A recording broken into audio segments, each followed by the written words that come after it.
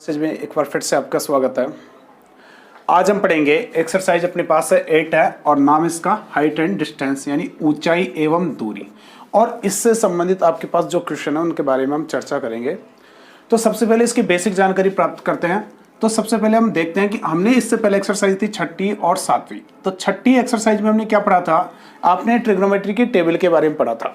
तो ट्रिग्नोमेट्री की टेबल अगर आपने नहीं देखे तो हमारे प्लेलिस्ट में जाइए, प्लेलिस्ट में जाकर और उस टेबल को एक बार देख लीजिए। तो हम देखो छठी एक्सरसाइज में हमने पढ़ा था ट्रिग्नोमेट्री की टेबल और उससे संबंधित क्वेश्चनों को हमने हल किया था।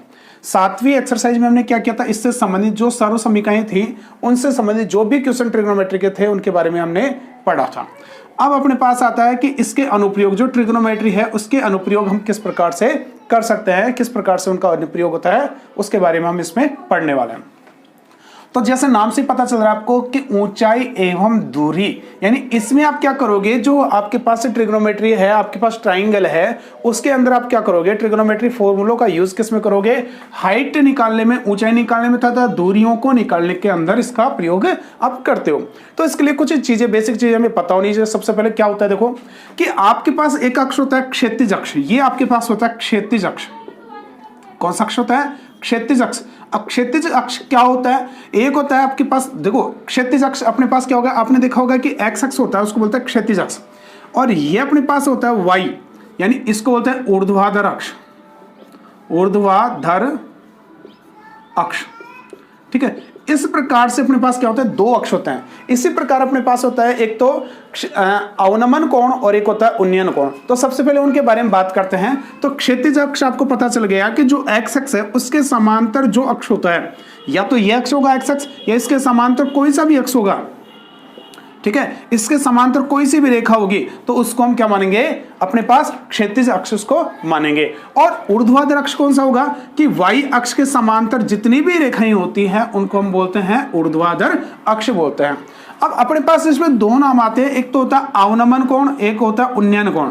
तो सबसे पहले बात करते हैं उन्नयन कोण, और दूसरा अपने पास होता है अवनमन कोण। एक होता है अपने पास उन्नयन कोण और एक होता है अपने पास अवनमन कोण। तो सबसे पहले हम बात करते हैं कि उन्नयन कोण क्या होता है। तो उन्नयन कोण क्या होता है कि आपके पास एक अक्ष कौन सा, क्षैतिज अक्ष।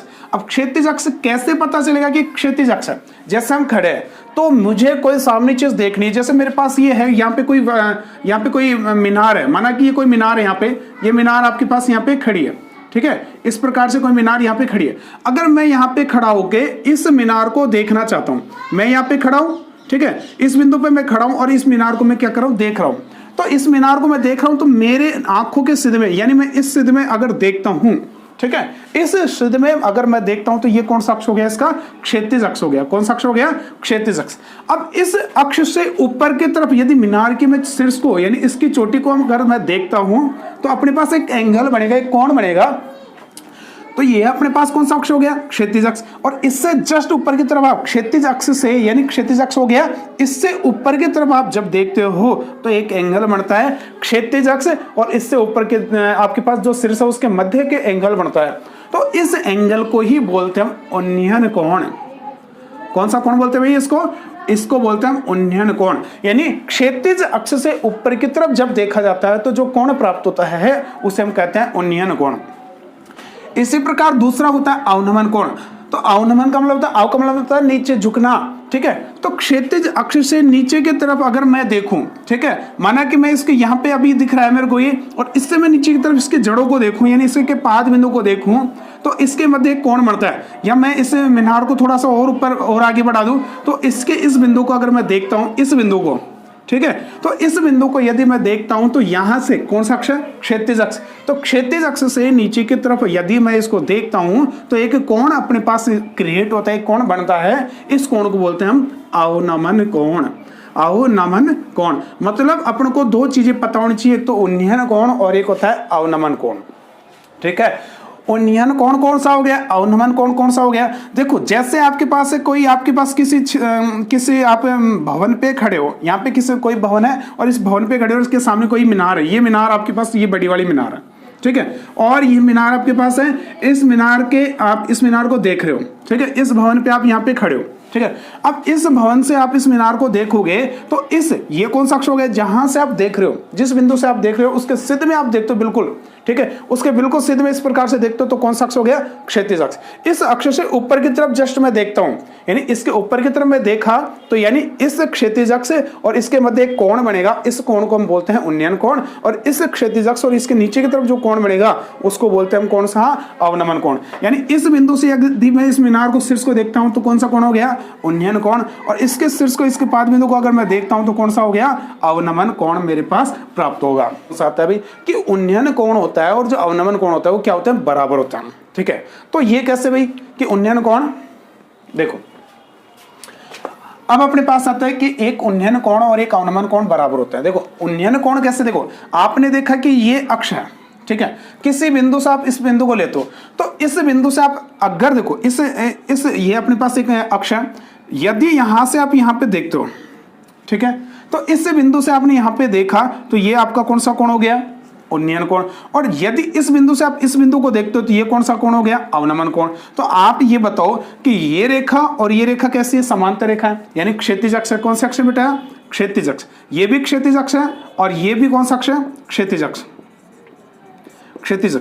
अब एक बात बताओ, जब दो क्षैतिज अक्ष हैं तो दोनों के दोनों कैसे होंगे, समांतर होंगे, यानी ये रेखा माना कि ये ए बी है और ये क्या है, माना कि बी सी है, BC क्या, CD मान लो इसको, ठीक है। तो ये AB भुजा है और ये कौन सी भुजा है, CD भुजा है। तो ये रेखा और ये रेखा कैसे समांतर है, ठीक है। और जब दो समांतर रेखाओं को कोई तीसरी रेखा यदि प्रतिच्छेदित करती है तो उनके बनने वाले जो कोण होते हैं वो कौन से कोण होते हैं, एकांतर कोण होते हैं। तो एकांतर कोण होते हैं तो वो क्या होते हैं, हमेशा बराबर होते हैं। तो ये कोण और ये कोण कैसे हैं, बराबर होंगे।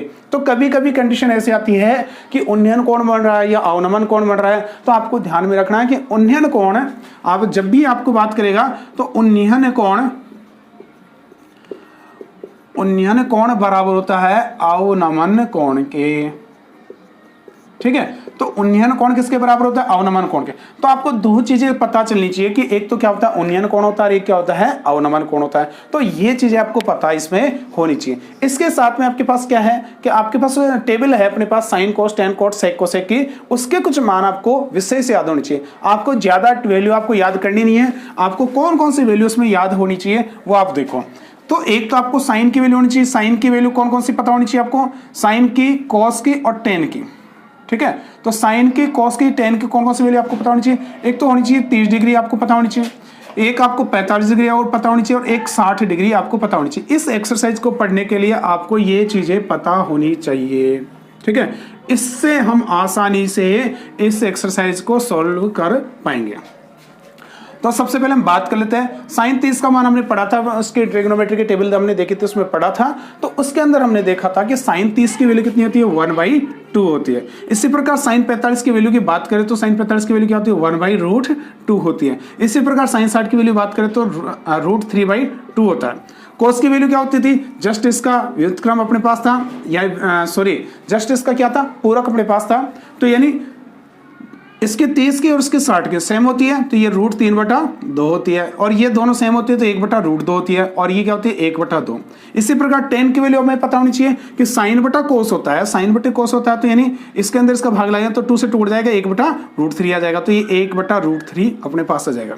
यदि आपने हमारी टेबल नहीं देखी है तो इससे पिछले वाली वीडियो में जाइए और टेबल को एक बार चेक करिए, ठीक है। इसके बाद में देखो tan 45 का मान कितना होता है, 1, यानी 1/2 बटे 1/2 दोनों डिवाइड करेंगे तो यानी 1 आ जाएगा। कैसे, 1/√2 बटे 1/√2 दोनों कैंसिल हो जाएंगे, बराबर क्या बचेगा, 1 बचेगा, 1/1 बचेगा, यानी मतलब 1 बचेगा, ठीक है। इसी में क्या होगा, √2 से √2 कैंसिल आउट, यानी बचेगा क्या, √3 बचेगा। तो आपको ये टेबल पता होनी चाहिए, और साथ में आपको एक कॉन्सेप्ट इसमें पता होना चाहिए कि आपके पास रिलेशन आपने इसमें देखे थे, ठीक है। आपने क्या देखा था, आपने अनुपात देखा था, क्या, एक तो साइन देखा था, साइन थीटा, दूसरा हमने देखा था कॉस थीटा, तीसरा हमने देखा था टेन थीटा, ठीक है। तो साइन का अनुपात क्या होता है, साइन थीटा समकोण त्रिभुज होता है, उसके आपके पास दो भुजाओं का क्या होता है, अनुपात होता है। अब दो भुजा कौन कौन सी होती है, कौन कौन सी भुजाओं का अनुपात साइन थीटा होता है, तो उसको चेक कर लेते हैं। तो देखो साइन, आपके पास कोई त्रिभुज है तो त्रिभुज में कितनी भुजा होती है, 3। हमने इसमें पढ़ा है कि त्रिभुज में कितनी भुजा होती है, 3। तो त्रिभुज में 3 भुजा होती है, तो ये क्या हो गया, समकोण। समकोण के सामने वाली भुजा को क्या बोलते हैं, कर्ण बोलते हैं बेटा। अब समकोण के सामने वाली भुजा अपने पास क्या होगी, कर्ण। तो कर्ण अपने पास हो गए, तो कर्ण तो ये फिक्स हो गया। इसी के बाद में देखो समकोण के सामने वाली भुजा क्या होगी, कर्ण होगी। इसके बाद में देखो यदि आप इसमें ABC मानते हो तो इसमें कोई ना कोई कोण आपको लेना पड़ेगा, क्योंकि आपको क्या क्या डिसाइड करना, आधार डिसाइड करना एक तो, और एक क्या डिसाइड करना, आपको लंब डिसाइड करना। यानी आपको आधार चाहिए और आपको क्या चाहिए, लंब चाहिए।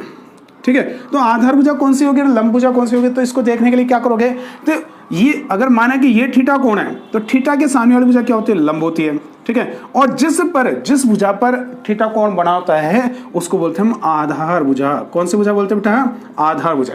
तो ये अपने पास हो गया। तो देखो साइन क्या होता है, साइन हमेशा क्या होता है, लंब और कर्ण का अनुपात होता है। साइन क्या होता है हमेशा, साइन थीटा बराबर क्या होता है, लंब बटा कर्ण, यानी लंब बटे कर्ण का क्या होता है बेटा, अनुपात होता है। इसी प्रकार कोस थीटा किसका अनुपात होता है, आधार का और कर्ण का अनुपात होता है। तो ये अपने पास होता है आधार का, आधार बटे कर्ण होता है। तो आपके पास क्या हो गया कि आधार बटे कर्ण आ गया। इसी प्रकार टेन थीटा क्या होता है, टेन थीटा होता है लंब और आधार का अनुपात होता है। ये इसके बीच में क्या होता है, अनुपात होते हैं। ठीक है, तो ये क्या हो गया, लंब और आधार, लंब अपॉन आधार, यानी ये क्या होता है, टेन का अनुपात होता है, ये कोस का अनुपात होता है, ये साइन का अनुपात होता है। कौन कौन से अनुपात हो गए, देखो साइन थीटा बराबर क्या होता है, लंब बटे कर्ण, कोस थीटा बराबर क्या होता है, आधार बटे कर्ण, और टेन थीटा बराबर क्या होता है, लंब बटे आधार। अब आपको इतना पता है तो इसके क्वेश्चन को हम आसानी से सोल्व कर पाएंगे। तो ये चीजें आपके पास पता है तो हम इसके नेक्स्ट वीडियो में इसके क्वेश्चन लेते हैं। तो